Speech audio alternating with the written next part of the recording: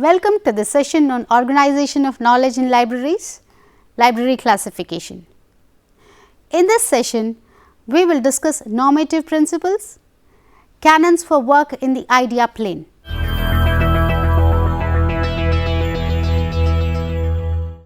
Dynamic theory of classification.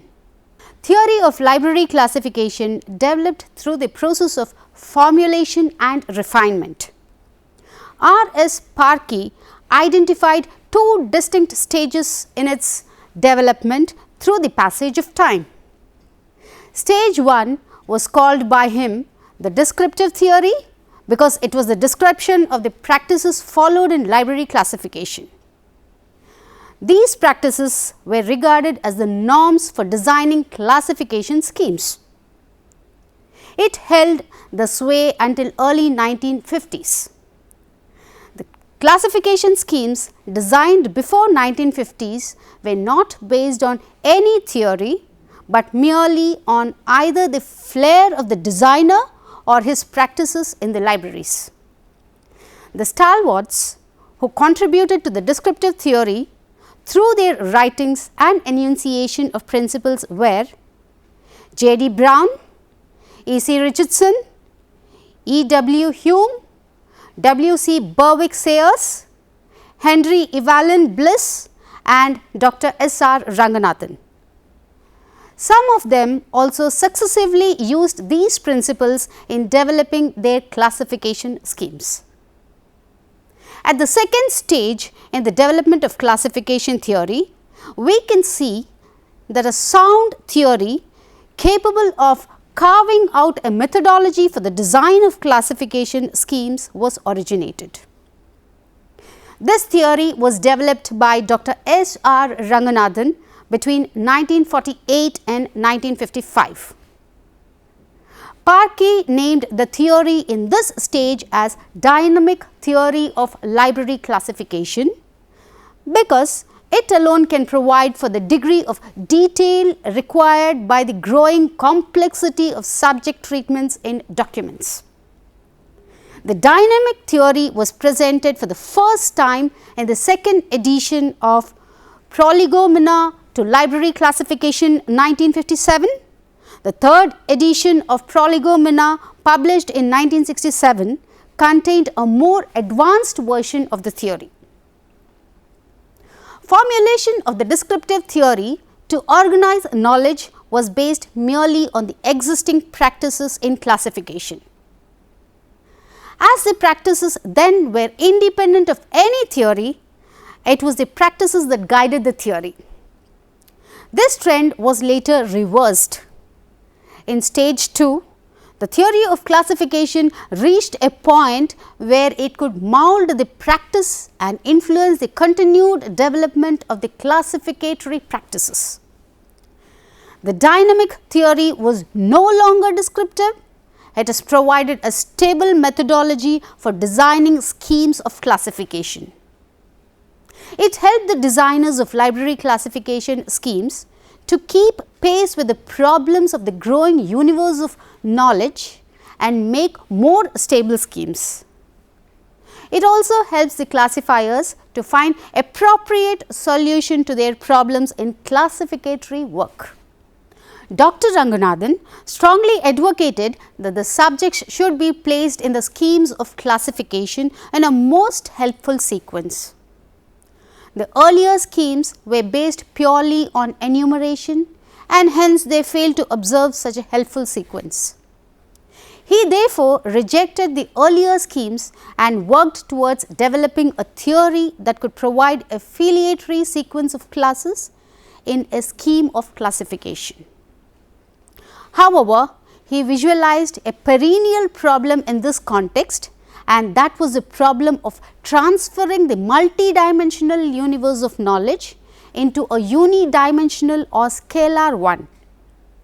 He worked out a successful solution to this complicated problem of mapping by means of developing the concept of facet analysis and fundamental categories. The significant characteristics of Dr. Ranganathan's dynamic theory are: 1. it has formulated a set of normative principles to make the work of classification and the designing of classification schemes easier and more systematic. 2. It recognized 3 planes of work in classificatory process. These 3 planes are idea plane, verbal plane and notational plane. Significance of normative principles in classification. The normative principles enunciated by Dr. Ranganathan have greatly contributed to the evolution of the dynamic theory. These principles give a scientific base for library classification. These are useful for both classificationists and classifiers. They serve the following functions in classification. 1. They serve as the basis for the compilation of classification schemes. 2. They help us in the critical study of a classification scheme. 3. They help us in the comparative study of the different classification schemes. 4. They help the classifiers in their day-to-day work, such as construction of a class number for a new subject. Dr. Ranganathan recognized the following 4 levels of normative principles. First one, basic laws. Principles that govern the basic process of thinking.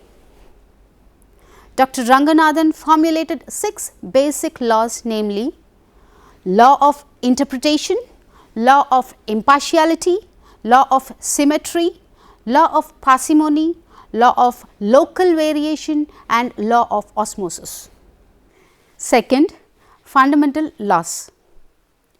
Principles that relate to the whole of a discipline. 5 laws of library science formulated by Dr. Ranganathan are considered as the fundamental laws of the discipline library science. These laws are useful in every branch of library science. The 5 laws are: 1. Books are for use. 2. Every reader his or her book. 3. Every book its reader. 4. Save the time of the reader. 5. Library is a growing organism. Third, canons. Principles that relate to main divisions or branches of the discipline, such as classification or cataloging in the case of library science. 4. Principles and postulates. Principles that govern some specific aspect of work within a branch, such as principles for facet sequence and postulates of fundamental categories. The normative principles at the earlier levels are invoked when 2 or more principles at the later level lead to conflicting or equally valid different decisions. 3 planes of work. Dr. Ranganathan also introduced 3 planes of work, namely idea plane, verbal plane and notational plane in library classification. Idea plane deals with concepts viewed by themselves independent of the terms denoting them and the digits or numbers representing them. Verbal plane is the plane of expression of concepts in natural language. It is a plane of words and phrases. Notational plane is a plane of numbers and symbols representing the concepts. For example, a class or subject in the idea plane is denoted in the verbal plane by its name in a particular language and represented by a class number in the notational plane according to a particular classification scheme. Canons of classification. Dr. Ranganathan formulated 43 canons for classification in conformity with his basic laws and laws of library science. These canons are normally used for the design of a scheme of library classification. He categorized them into 3 groups according to 3 planes of work. Thus, we have 1. Canons for idea plane 15 numbers. 2. Canons for verbal plane 4 numbers. 3. Canons for notational plane 24 numbers. Canons for idea plane. The work in the idea plane is the most important in the classification. Here the concepts or ideas are arranged in a most helpful sequence on the basis of certain guiding principles. In this context, Dr. Ranganathan identified 5 inherent factors in the arrangement of ideas. They are characteristics, succession of characteristics, array of classes, chain of classes, filiatory sequence. Corresponding to these 5 factors, the 15 canons for idea plane were further grouped into 5. Canons for characteristics 4 numbers, canons for succession of characteristics 3, canons for array 4, canons for chain 2, canons for filiatory sequence 2 numbers. Canons for characteristics. Characteristic is an attribute or quality possessed by an entity. A universe of entities can be classified on the basis of certain attributes possessed by the entities. Only those attributes which help to differentiate an aggregate of entities into 2 or more groups can be called a characteristic. The characteristics selected for division should be easily ascertainable, relevant and permanent. The 4 canons for characteristics deal with the selection of characteristics and the process of division of knowledge. 1. Canon of differentiation. This canon states that a characteristic used as the basis for the classification of a universe should differentiate some of its entities, that is, it should give rise at least to 2 classes or ranked isolates. If we classify the universe of boys, height, weight and intelligence differentiate them into a number of classes, but possession of head cannot differentiate them. Therefore, height, weight or intelligence can be used as characteristics for division of the boys. Possession of head cannot be used for the division. Second, canon of relevance. A characteristic used as the basis for the classification of a universe should be relevant to the purpose of classification. For example, physical strength, height and age are relevant characteristics for grouping the students in class for sports and games. But other characteristics such as intelligence, complexion are not relevant for this purpose. Third, canon of ascertainability. A characteristic used as the basis for the classification of a universe should be definite and ascertainable. For the classification of a given universe, a number of characteristics may be relevant, but some of them may be ascertainable, whereas some others may not be easily ascertainable. We should choose definitely ascertainable characteristics. For example, if the date of death is chosen as a characteristic to divide the scientists in a country, it is not an ascertainable characteristic in the case of living scientists. However, if the date of birth is chosen for the same purpose, then it is ascertainable for all the scientists. 4. Canon of permanence. The characteristic used as the basis for the classification of a universe should continue to be unchanged so long as there is no change in the purpose of classification. The periodicals in libraries can be classified into 2 groups as periodicals published by learned societies, periodicals not published by learned societies. Since the sponsoring of periodicals may undergo changes, the characteristic of sponsorship in publication is not a permanent one. a periodical published by a learned society may be taken up by a commercial agency and vice versa. If we classify the periodicals by their subject, it will be a permanent classification. If we use a characteristic which is not permanent for classifying a particular universe, it is likely that the members of one group may go to another group when there is a change of situation.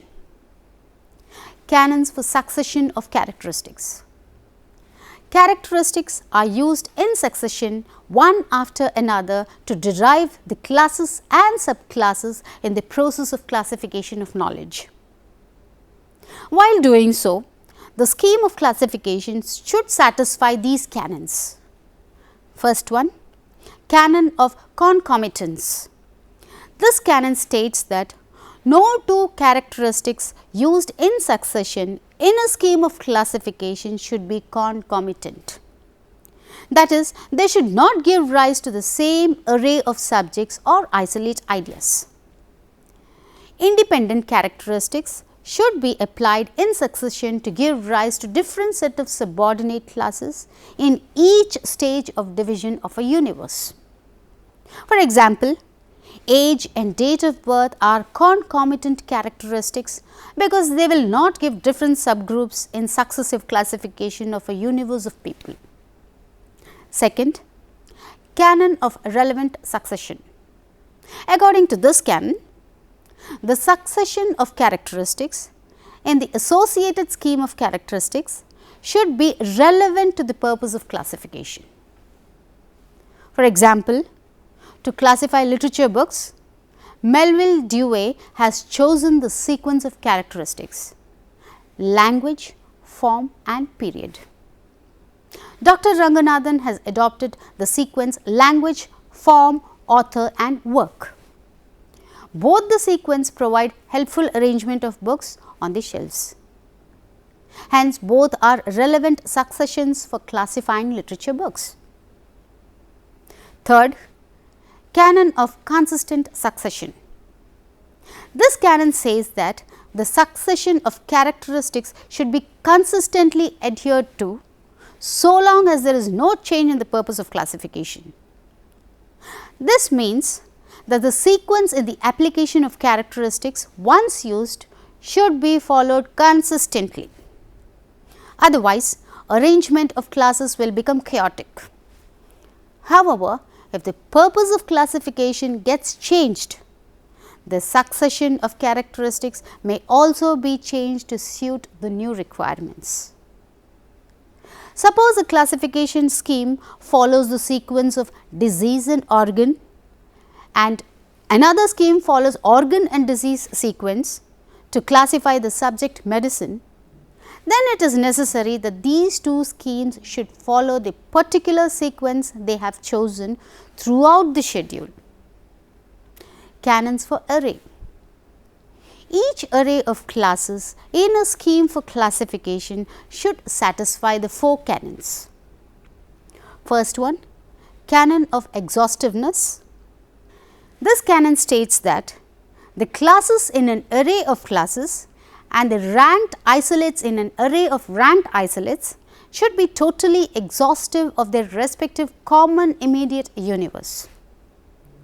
When an array of classes are formed from an original universe by applying certain characteristics, every entity in the original universe should find a place in one or the other classes in the array. When a new entity is added to the original universe, it should also be assigned to any of these subordinate classes. Second one, canon of exclusiveness. According to this canon, the classes in an array of classes and the ranked isolates in an array of ranked isolates should be mutually exclusive. This canon implies that the classes forming an array should not overlap each other.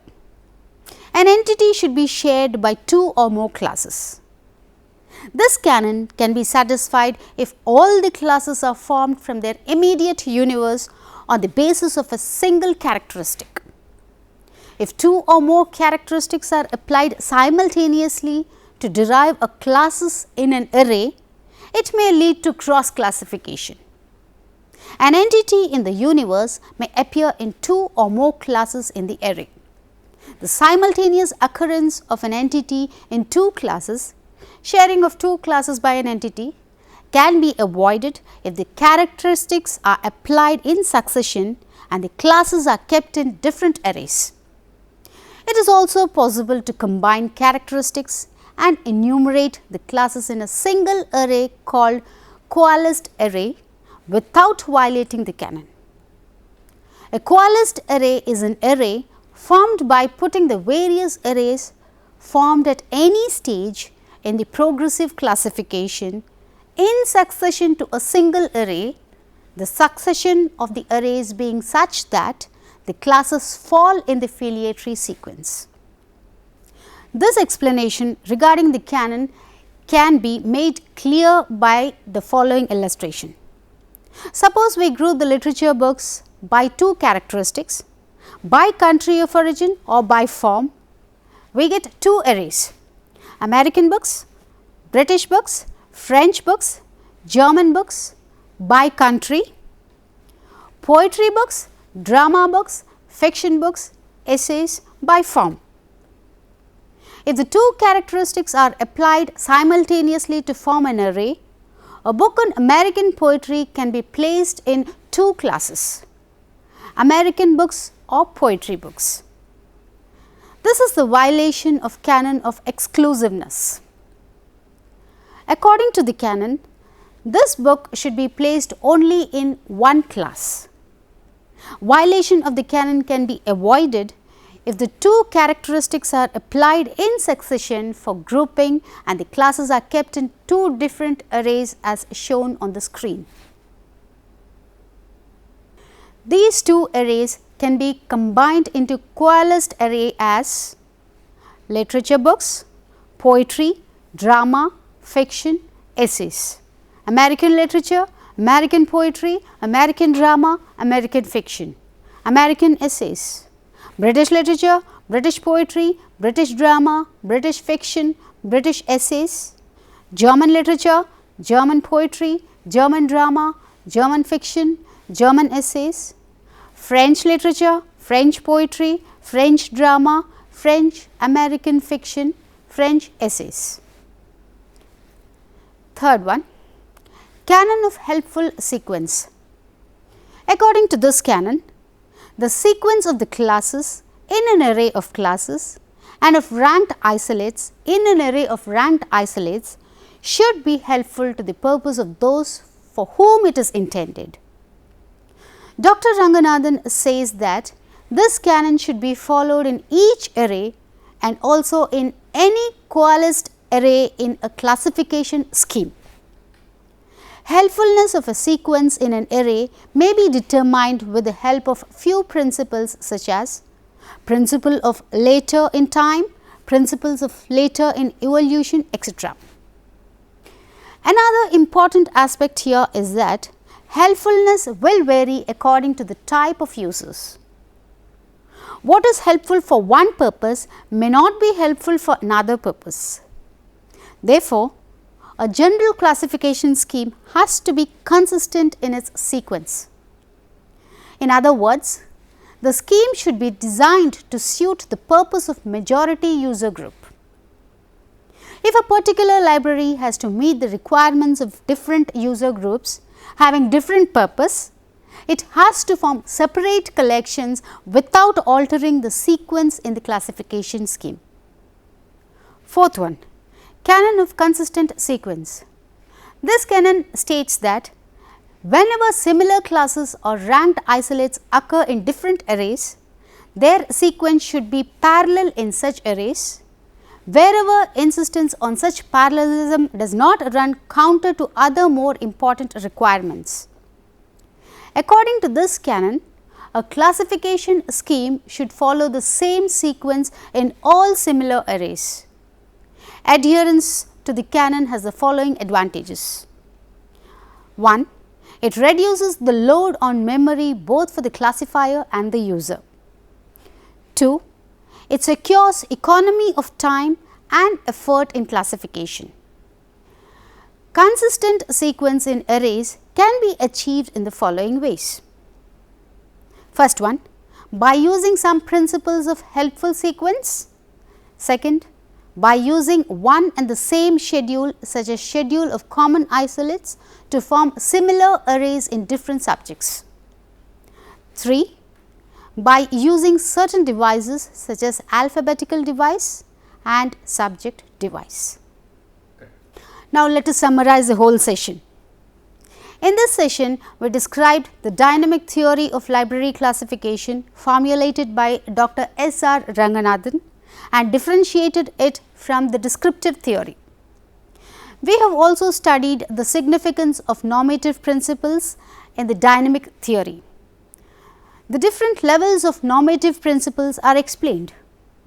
Ranganathan recognized 3 planes of work in classification. An attempt is made to state and explain the canons for work in the idea plane. Here are few assignments for you to work out. First one, describe briefly the major characteristics of the dynamic theory of library classification developed by Dr. S.R. Ranganathan. Second, state and explain the canons for array with suitable examples.